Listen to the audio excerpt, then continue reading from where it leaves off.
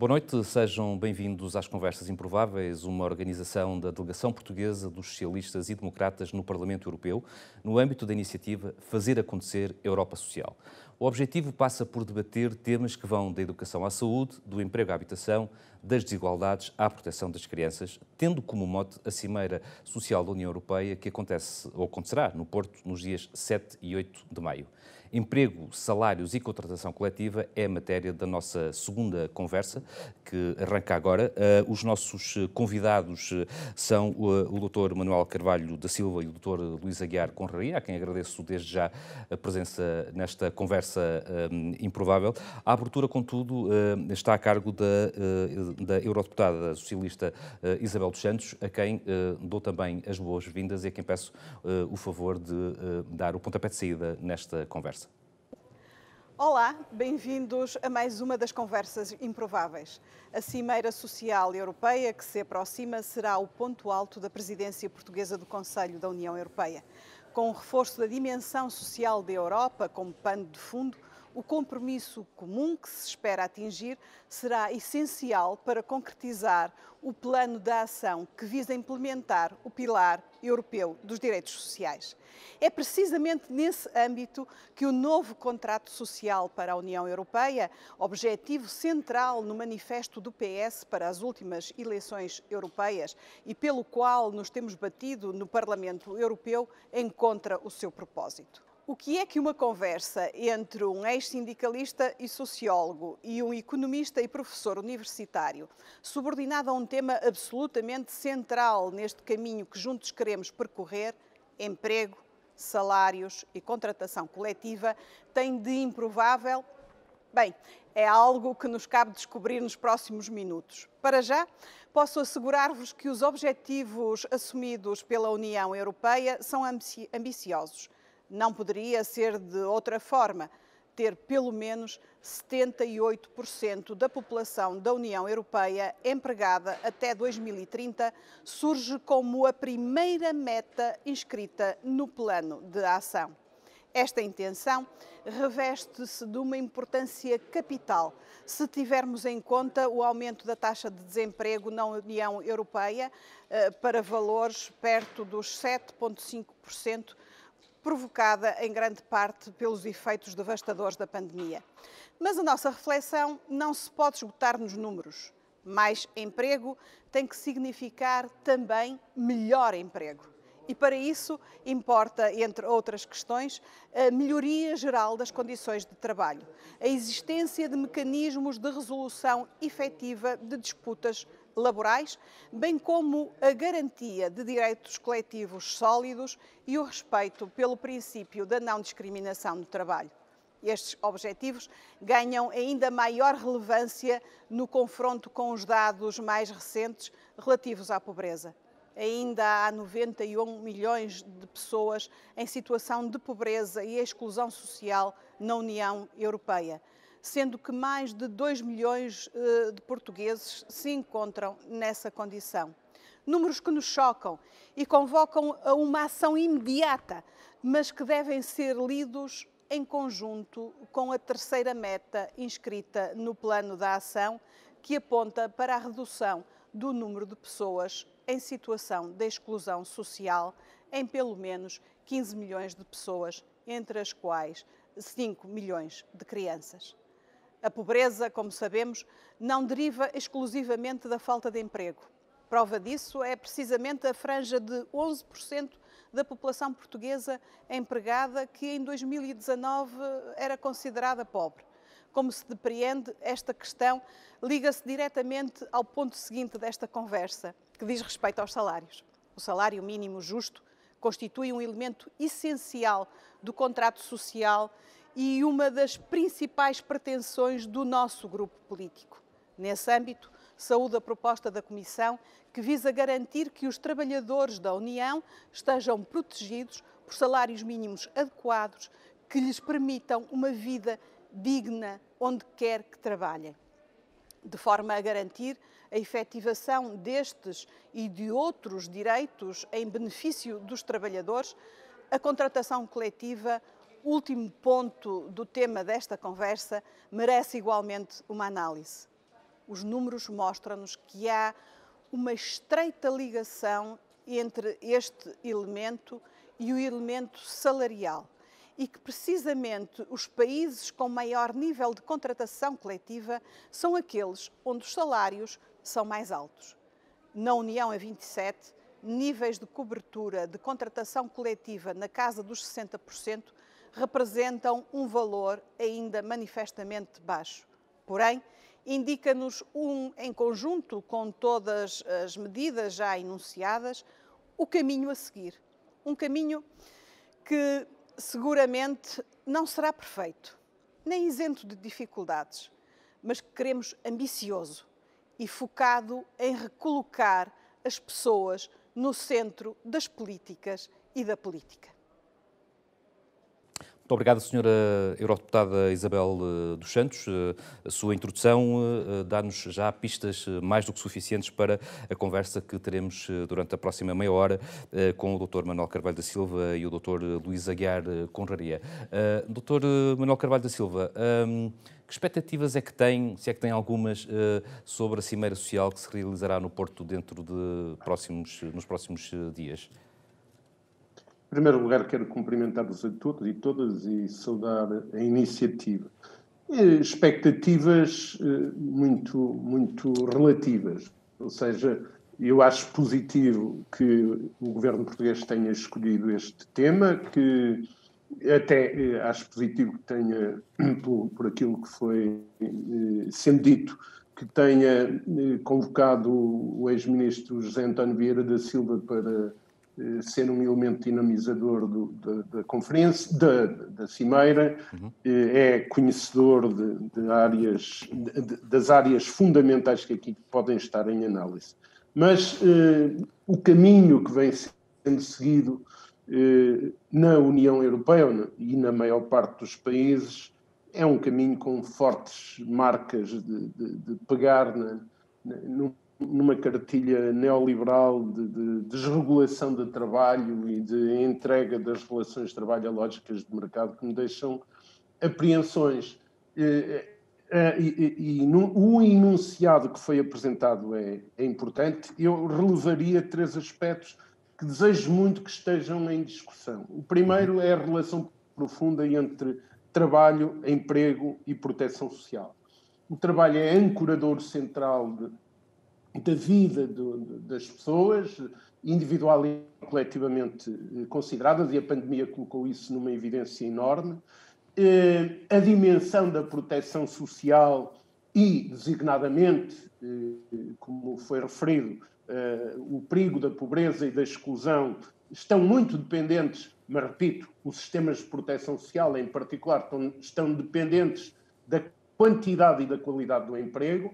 É importante a meta de aumento da percentagem de cidadãos em idade ativa no conjunto da União Europeia, mas isso não chega, é preciso tratar da qualidade.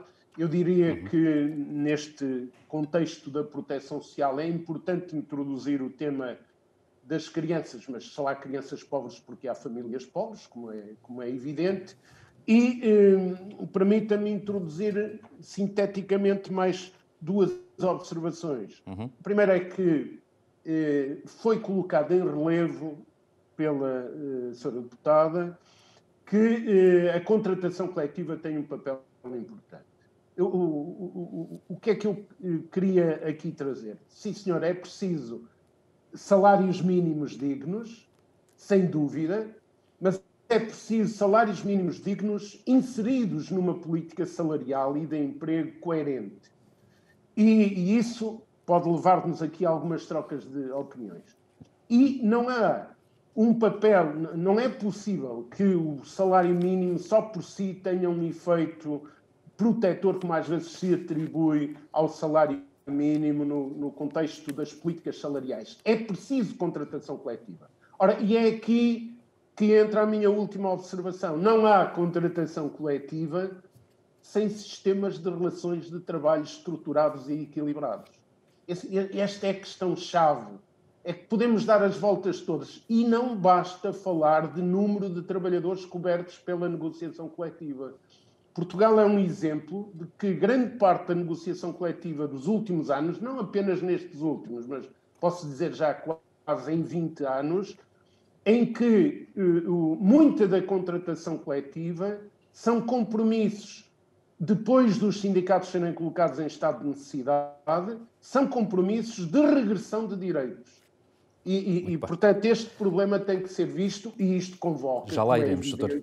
O direito do trabalho e a ética. Muito bem. Doutor, já iremos tentar esmiuçar dentro do tempo possível cada um desses temas. Cada um deles merecia, atrevo-me a dizer, uma conversa tão importantes. Doutor Luís Aguiar Conraria, queria colocar-lhe a mesma questão sobre as expectativas para esta Cimeira Social, mas, se me permite, linkando já para um outro tema que é o tema dos salários. Perguntando-lhe, e agarrando-me aqui uma expressão da senhora eurodeputada, ela falou de salário mínimo justo. O que é isto de um salário mínimo justo? Bem, muito boa noite, muito obrigado pelo convite e é um prazer estar aqui e fazer parte da iniciativa. As minhas expectativas em relação à Cimeira são baixas, mas isto é por defeito meu, portanto eu sou uma pessoa naturalmente pessimista, o que me traz algumas vantagens. Quando as coisas correm bem, eu fico agradavelmente surpreendido e, portanto, fico feliz. E quando correm mal, ao menos posso ser tal como eu tinha previsto. Portanto, de uma forma ou de outra, acabo por ter alguma forma de compensação. As questões que levanta, e também algumas que foram referidas por Carvalho da Silva, são difíceis, são os desafios que a nossa sociedade hoje em dia enfrenta. E queria chamar a atenção para uma coisa que Carvalho da Silva disse, que falou na questão da cartilha neoliberal. Mas é verdade, é que mesmo a cartilha neoliberal, aceitando esses termos, essa forma de designar, vai mudando. Era capa da The Economist há umas semanas a necessidade de exatamente regular as relações de trabalho, de dar mais poder ao lado dos trabalhadores no processo negocial de trabalho, inclusivamente falava em aumentos de salário mínimo, que deviam ser mais generosos, e, portanto, e mesmo a cartilha neoliberal, como se chama Carvalho da Silva, começa a estar preocupada com as desigualdades de rendimento que estão a disparar. Portanto, de certa forma, há aqui uma consciencialização de todos, o que pode facilitar todo este processo. Agora, os desafios são complicados. Quando nós olhamos para o trabalho, quer dizer, os trabalhadores com mais mecânicos, com trabalhos mais mecanizados, já há alguns anos que enfrentam verdadeiramente o desafio da automatização e da robotização, que muitas vezes substitui trabalhos manuais que são repetitivos. Isso, obviamente, causa ou provoca uma pressão que desfavorece esse tipo de trabalhadores, trabalhadores que se inserem nessas áreas do trabalho. Mesmo a nível de trabalhadores intelectuais, a própria informatização começa a afetar bastante. Basta pensar que no papel dos contabilistas, que, portanto, uma profissão qualificada que exige pessoas qualificadas e com formação superior, mas a verdade é que, neste momento, os programas informáticos já fazem grande parte das funções que antes eram só dos contabilistas. Isto é mais uma pressão em cima desta classe de trabalhadores. E, até há pouco tempo, havia uma classe de trabalhadores que estava mais ou menos protegida, que era a classe, digamos assim, mais intelectualizada, digamos assim, que mesmo agora, com esta pandemia, passou a ter, se calhar, de enfrentar uma concorrência global por causa do teletrabalho. Porque a partir do momento em que eu posso estar a fazer tudo em teletrabalho, quer dizer que alguém no Vietnã ou na Índia ou na China pode estar a fazer o que eu faço em Portugal por mim. E isto realmente cria desafios importantes e também cria oportunidades, porque quer dizer que eu posso estar a trabalhar para a Alemanha a partir daqui. Portanto, eu diria que, do ponto de vista de um país como Portugal, dentro da União Europeia, isto é uma oportunidade. Quando alargamos para o resto do mundo, isto torna-se uma ameaça. E, portanto, isto faz parte de algum equilíbrio que as instituições da União Europeia terão de encontrar. Mas tudo isto causa pressão para a desregulação do trabalho. Passa a ser muito fácil para uma empresa dispensar um trabalhador e substituí-lo por outro, ou substituir por uma máquina. E, portanto, tudo isto tem de ser pensado e nada disto é fácil. Muito bem. E nada disso é fácil. Agora, posso... A questão do salário, claro, era isso que eu lhe ia pedir. Para ir para os salários, Exato. exatamente para os salários. Ora, o que, em relação, portanto, respondendo concretamente à questão dos salários mínimos, o que isto nos está a dizer é que, se calhar, as empresas começam a ganhar algum poder negocial que estão os trabalhadores a perder. Isso traduz-se no aumento das desigualdades. E, se calhar, portanto, podemos estar a ter uma situação em que os salários estão artificialmente baixos. As empresas teriam margem para pagar salários mais altos e que não os pagam simplesmente porque os trabalhadores já não têm poder negocial nenhum. Eu não vejo muito bem como combater isto, a não ser com alguma coordenação internacional. E, nesse sentido, os esforços feitos a nível da União Europeia são bem-vindos. Porque o que alguns estudos indicam é que este poder das empresas existe. E, portanto, se nós conseguirmos fazer isto de forma coordenada, é possível aumentar os salários mínimos sem afetar o emprego, que geralmente é o grande perigo, o principal alerta quando se fala dos salários mínimos é, se aumentarmos muito os salários mínimos, vamos perder competitividade, vai aumentar o desemprego, as pessoas que pretendemos proteger acabam por ficar mais desprotegidas. Talvez não seja esse o caso. E os últimos anos que se passaram em Portugal indicam que, se calhar, no nosso país não é mesmo esse o caso. Eu diria que este ano é um ano de transição, devíamos ter tido mais cuidado, mas tudo bem, já está decidido. Mas o problema, Soutor, peço desculpa por interromper, o problema é o salário mínimo ser demasiado baixo, ou melhor, é o caminhar do salário mínimo para cima, ou é o facto do salário médio ser ainda baixo? Esse era o ponto que eu ia exatamente. É a mesma pergunta perfeita, que é exatamente para onde eu ia a seguir. E que também não estava combinado. Não estava combinado. E que liga ao que o Manuel Carvalho da Silva estava a dizer. É que realmente nós também nos temos de lembrar que o salário mínimo é o mínimo. Portanto, não podemos querer resolver os problemas da sociedade pelo mínimo. Uhum. E eu diria até que a mim não me faz impressão. A mim não me faz impressão que um jovem pouco qualificado ou sem experiência, mesmo que seja qualificado, mas com pouca experiência, que vá para o mercado de trabalho e começa a ganhar 665 euros. Não me faz muita impressão. O que me faz impressão é que 5 anos depois, ele seja a ganhar 700 e 800. Exato. Se correr bem, em vez de estar a ganhar 1.500 ou 2.000 e depois continuar a subir. Ou seja, e nisso eu estou totalmente de acordo com o Manuel Carvalho da Silva, o salário mínimo é uma parte da equação, mas não nos podemos esquecer de todo o resto da distribuição. Nós, com o salário mínimo, resolvemos o problema, minoramos o problema de 20% da população, dos trabalhadores. Nós temos que pensar também nos outros 80%. Se me permitem chega, como diria o Olaf Palme, nós queremos é criar pessoas ricas e não pessoas pobres.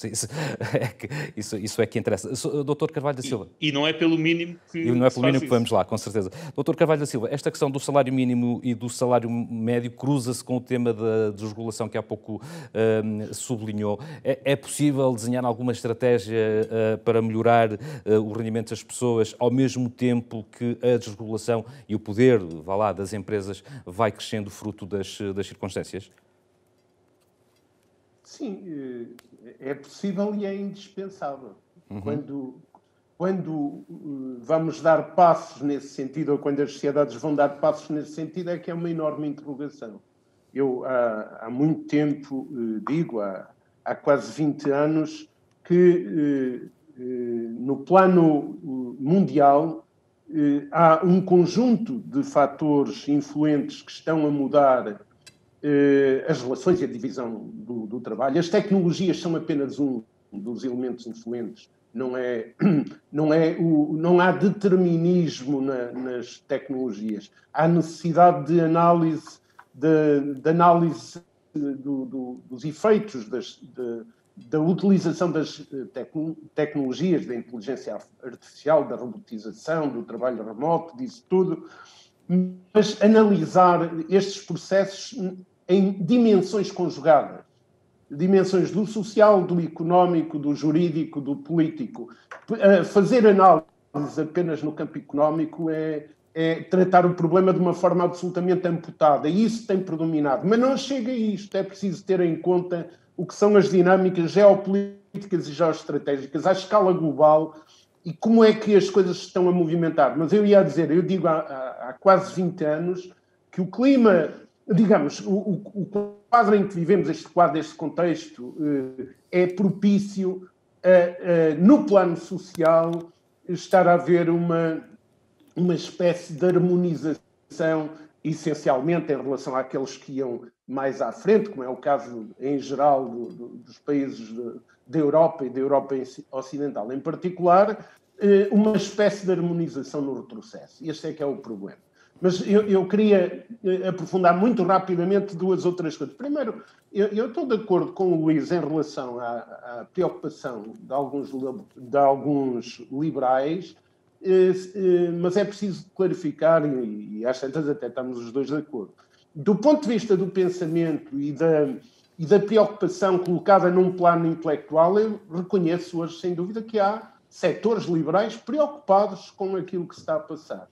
Do ponto de vista da execução, é que essa formulação, que é uma formulação com várias interpretações, de cartilha neoliberal, de desregulação, de individualismo, de entrega absoluta ao mercado, essa continua, no plano prático continua. Portanto, continua e, por exemplo, em torno da discussão do trabalho remoto, nós vemos situações de intensificação da exploração incríveis, não é?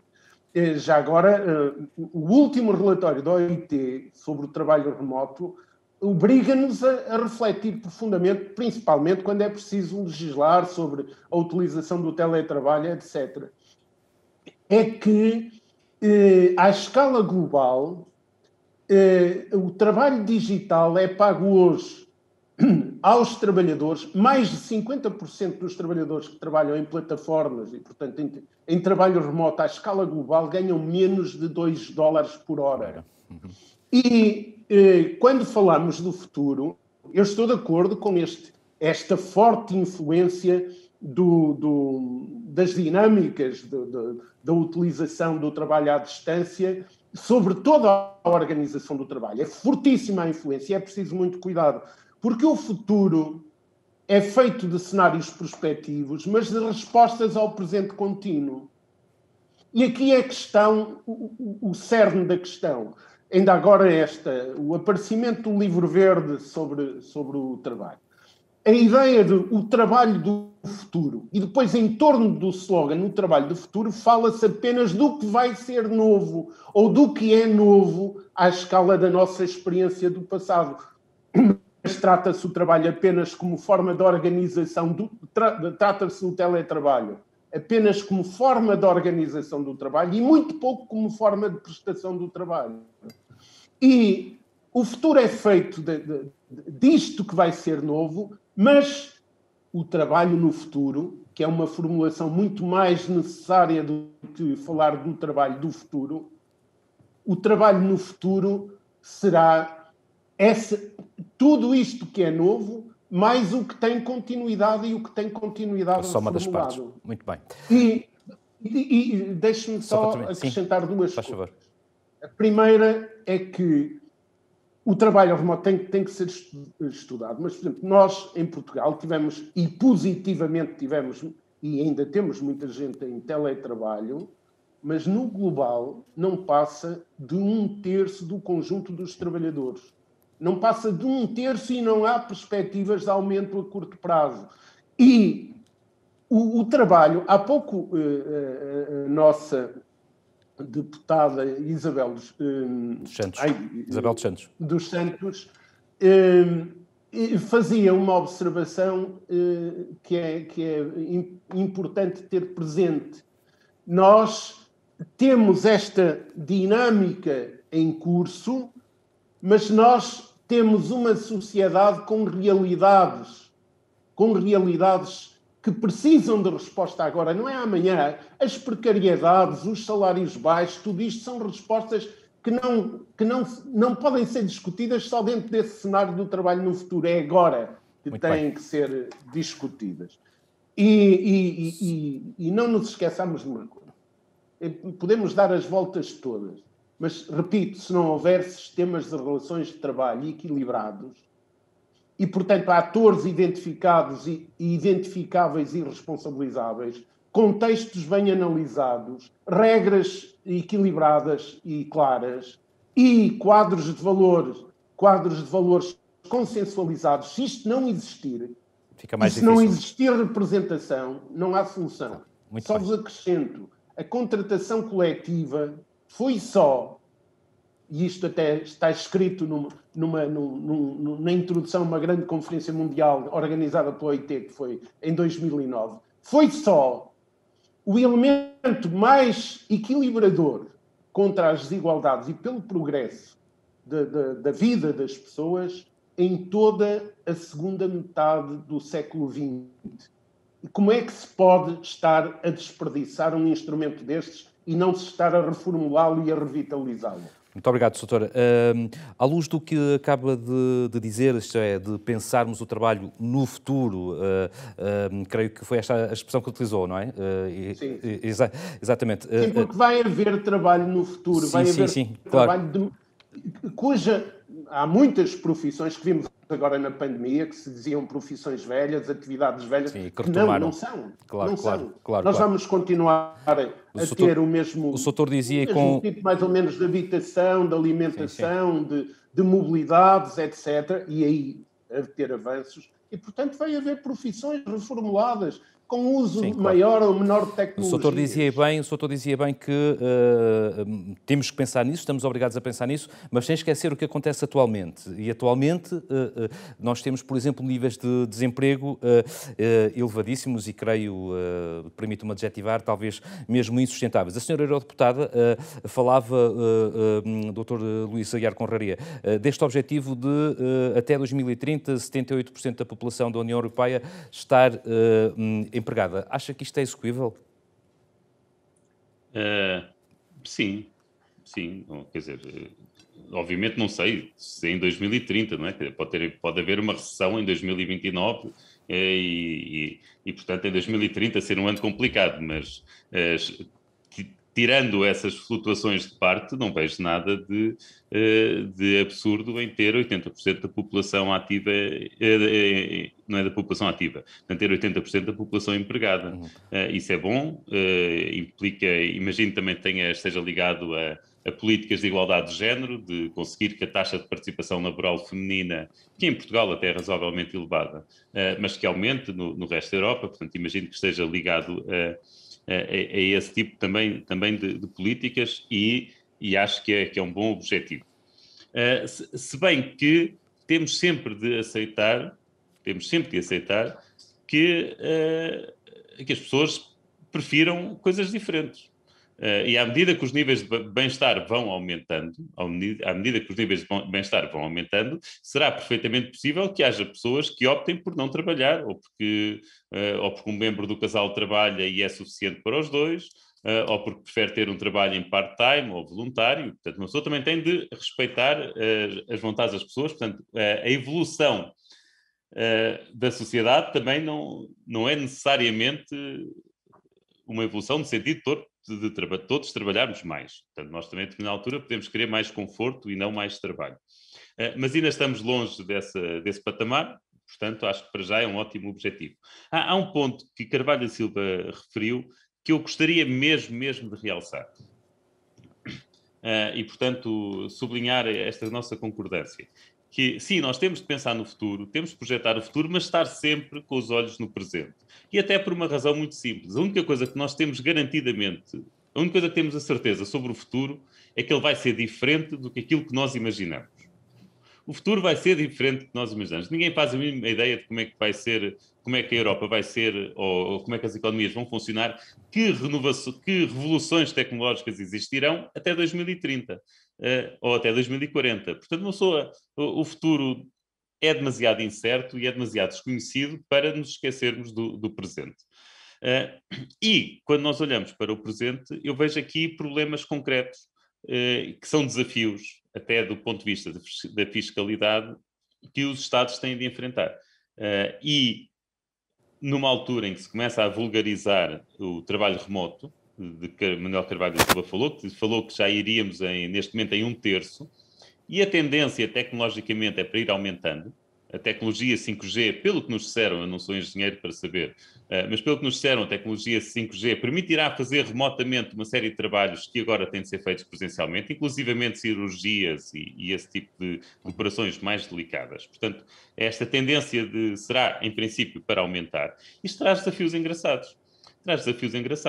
Quer dizer que alguém que trabalhe em França, numa consultora em França, e que seja português, pode querer voltar para Portugal e continuar a trabalhar em França. E estes impostos vão ser pagos onde? Dado o esquema de escalões de IRS que existem em França e que existem em Portugal, se esta pessoa tiver um rendimento elevado, muito elevado para os nossos padrões e rendimento médio-alto, digamos, para os padrões franceses, por exemplo, 80 mil euros por ano, esta pessoa terá todo o interesse em, apesar de viver em Portugal, continuar a pagar o IRS em França. E isto vai trazer alguma concorrência fiscal entre os países, que já existe atualmente a nível das empresas, né? Neste momento já há muitos países que fazem concorrência fiscal via IRC. Portugal já faz com os reformados, né? Temos aquele caso aquele mini conflito diplomático com a Suécia, mas de repente isso pode-se alargar e podemos chegar a uma situação de concorrência fiscal a nível laboral também entre países, e isto já tem temos as plataformas digitais hoje, Luís? Diga, não ouvi. Já temos as plataformas digitais. Exatamente, já temos as plataformas digitais. E vamos ter mais, portanto, não é? Porque se tivermos em conta o desígnio da transição digital, ao qual eu somava o da ecológica, há por aí muita regulação, diria, que será necessária para percebermos como é que vai ser a relação trabalhador-empresa, não é? Mas é sempre complicado, né? Pois sempre precisa encontrar o equilíbrio, porque a regulação a mais também mata o que são boas ideias.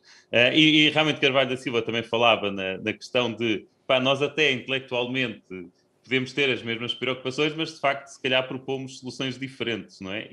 Mas isso é debate ideológico, isso faz parte. Claro. Eu, da minha parte, já há alguns anos tenho vindo a apoiar uma fiscalidade cada vez mais virada para penalizar o consumo, ou seja, mais impostos sobre o consumo e menos sobre o rendimento das pessoas. E acho que este tipo de problemas que eu estava a referir poderão empurrar a fiscalidade para nesse sentido. Vamos ver. Há aqui outro problema, Dr. Carvalho da Silva, que é aquilo que tem a ver com as pessoas com mais qualificações, chamemos-lhe assim, não é? Quer dizer, os últimos números mostram que o desemprego tem sobretudo atingido esta classe. O que confunde um bocadinho, ou esta parte da população, confunde um bocadinho estes raciocínios, porque se de facto estamos numa transição digital que exigirá, em princípio, mais qualificações para responder aos novos desafios, como é que esta gente está a ficar para trás? Quer dizer, esta equação também não é fácil de resolver, certo? É complexa, mas às vezes apresentam-se receitas propositadamente desfocadas, e a mim isso preocupa. Nós estamos aí... Que tipo de receitas? Quer-nos elucidar? Estava a falar de mim, então. Não. Era só para ter a certeza, Soutor, era só para ter a certeza. Não estava, nem sequer me passou pela cabeça. Não tem nada a ver com isso, tem a ver com aquilo que vou dizer a seguir. Força. Portanto, nós estamos num contexto, repito, em que tudo isso que foi enunciado, a economia de transição ou descarbonização, o digital associado a isto, tudo isto é verdade. Mas permitam-me uma observação. Há outros fatores dinâmicos de mudança do que vai ser, o que devem ser no futuro políticas públicas. Portanto, nós não debatemos aqui o emprego. Mas as políticas públicas de emprego têm que fazer uma evolução muito grande e têm que ser muito mais estratégicas do que aquilo a que nós estamos habituados. E isto levanta uma discussão imensa. Por exemplo, uma observação. Podia fazer aqui um enunciado de meia dúzia, mas não temos tempo. Ora bem, quando se fala nestas novas exigências de qualificações, há uma tendência... E eu até tenho até tenho muito apreço pelos autores do livro verde ou do projeto que está aí, ainda há de evoluir, mas esta ideia de que a digitalização, a utilização de novas tecnologias, obriga todos a terem uma formação muito específica nessa área, não é verdadeira, assim como é insuficiente a observação que se faz sobre as especializações profundas que vão ser necessárias para algumas profissões. Ou seja, tentando simplificar, as tecnologias são transversais na organização e estruturação da economia, na sociedade, enfim, no funcionamento de tudo, mas, por outro lado, têm dimensões de especialização para parte das pessoas que vão entrar que têm que estar nestes novos processos de produção. E aqui é que há que ter cuidados. Por exemplo, eu estou de acordo, e isto não tem nada a ver, o que eu acabei de dizer não tem nada a ver, o Luís, como certamente reparou, não tem nada a ver com o que tinha dito, é outra questão. Mas, em relação ao que o Luís tinha dito, eu gostava de fazer uma complementaridade. Por exemplo, o que refere em relação ao 5G. Ele falou dos médicos, muitas vezes, da saúde, é muitas vezes utilizado a área da saúde como exemplo. Até agora, o que se observa é que quanto mais tecnologia e inteligência artificial se introduzir na área da saúde, quanto mais é introduzida, mais se acelera a necessidade de novas especializações, uma espécie de novas profissões na saúde. E nada prova que diminui o número de pessoas na saúde. Pode até aumentar, aliás, como as tecnologias noutras fases da história também aumentaram. Portanto, isto não foi posto em causa, mas isto leva-me a uma relação com uma questão que andou aqui próximo, mas ainda não foi falada, que é começarmos a ter uma outra visão sobre como devemos tratar as vidas longas. O velho conceito de envelhecimento ativo tem que ser substituído por outras lógicas. Nós temos possibilidade de viver mais e com mais saúde, mas, por exemplo, para a generalidade das pessoas, não é possível construir quando as pessoas saem da chamada vida ativa, o próprio conceito vai ter que mudar, mas não é possível construir uma vida ativa quando se entra na reforma, se isso não estiver preparado previamente, quer pelo próprio, quer pela sociedade. Há aqui uma revolução a fazer que se articula com isto. Deixem-me só introduzir aspecto que eu acho que é absolutamente vital nestes debates sobre o futuro, o trabalho que teremos no futuro. Atenção em relação ao teletrabalho, ao trabalho remoto, com a evolução da regulação e regulamentação que se faz. O trabalho é, por natureza, um espaço, o mundo do trabalho é um espaço de conflitualidades. Isso é inerente ao próprio trabalho, à forma como se organiza o trabalho, quer no setor privado, quer no setor público, quer no setor social. E pode estar aqui em marcha um processo precipitado que transporta dimensões de conflito de espaços do trabalho, porque há uma mudança de conceito espacial, para dentro das nossas casas, que é absolutamente insuportável. E que ainda não é nem de perto nem de longe visível em 1/10 das suas implicações. E, portanto, estamos aqui perante outros desafios, e eu volto ao princípio, que é sistemas de relações de trabalho existirem e serem equilibrados, e isso implica a existência de organizações representativas, desde logo de organizações de trabalhadores. Não é? Os sindicatos fazem muita falta. Pois fazem. Essa dava outra discussão, Soutor, sobre a qual o Soutor também nos ajudaria seguramente. O tempo está a terminar.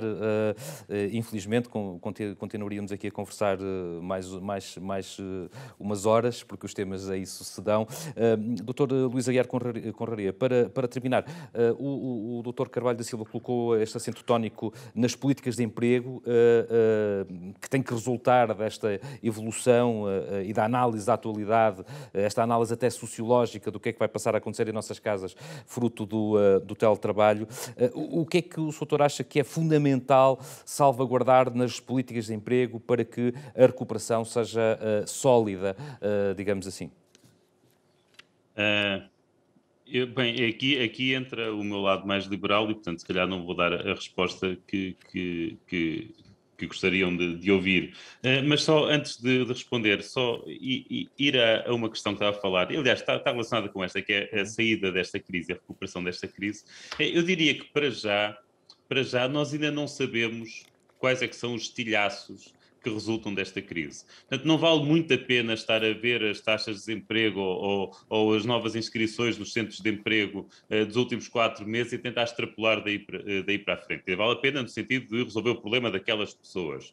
Não no sentido de pensar que temos um problema económico que nós, de facto, não sabemos, nós não temos ainda noção de quais são as empresas que sobrevivem, quais é que vão à falência daqui a 4 ou 5 ou 6 meses, quais é que, se calhar, reemergerão pujantes.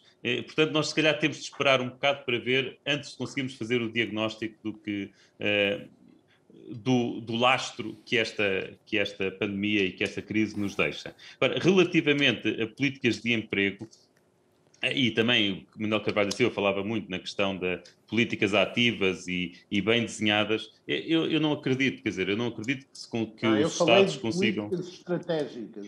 Sim, mas eu não acredito. Eu não acredito que os Estados saibam fazer isso. E mais do que isso, acho que como o futuro vai ser diferente do que aquilo que nós imaginamos, as probabilidades da estratégia depois, mesmo que muito bem desenhada, se venha a revelar no futuro errada, é grande.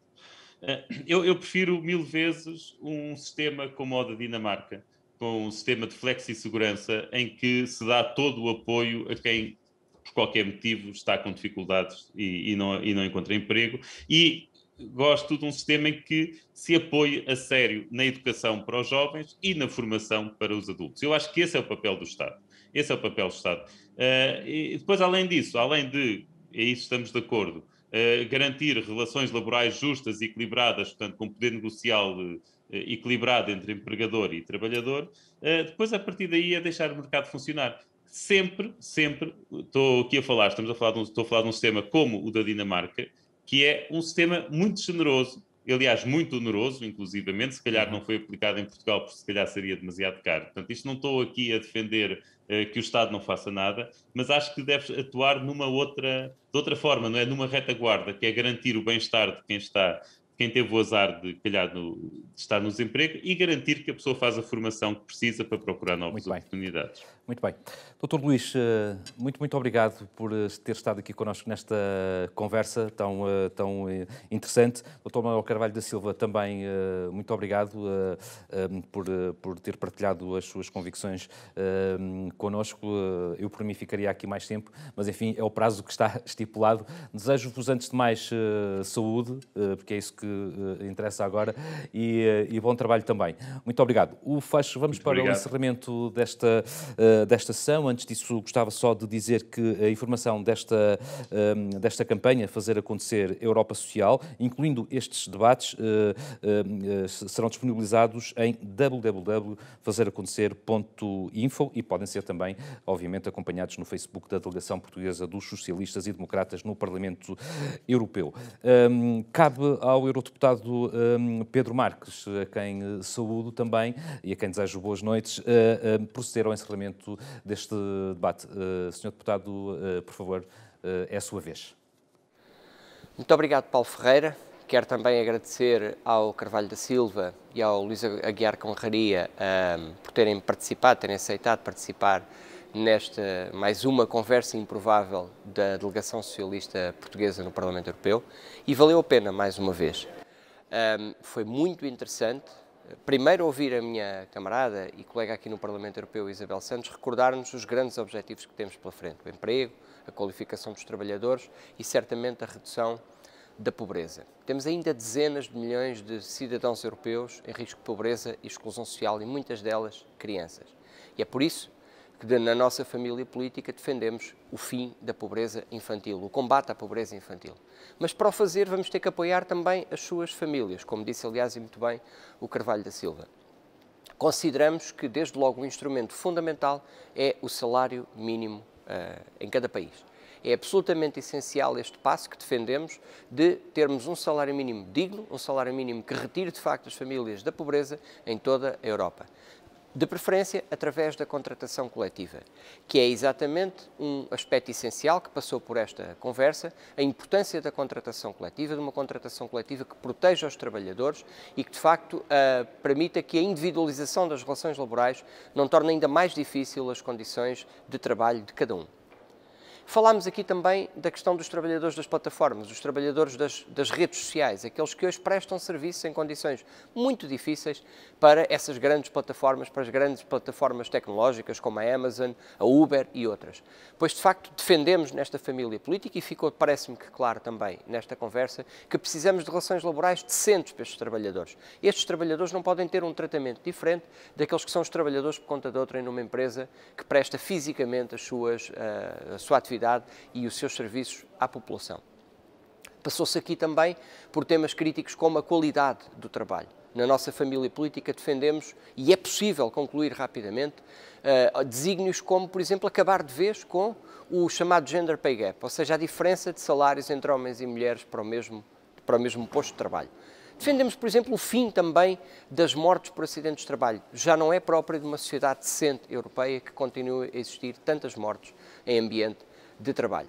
É possível, por isso, evoluir. É possível, por exemplo, definir na legislação europeia e depois em cada país o direito a desligar. Também aqui falámos disso. Os trabalhadores têm que ser protegidos desta ideia de que têm que estar sempre ligados e sempre disponíveis nesta sociedade digital e nesta altura do teletrabalho.